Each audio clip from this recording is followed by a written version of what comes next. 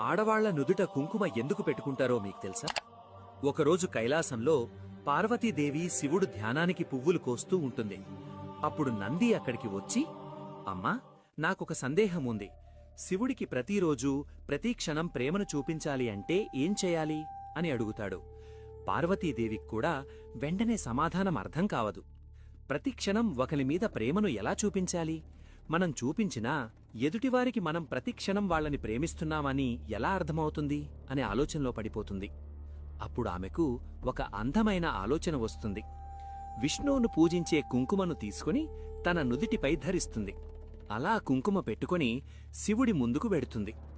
ఆ కుంకుమ వలన పార్వతీదేవి ముందుకన్నా ఇంకా అందంగా శివుడి కళ్లకు కనిపిస్తుంది.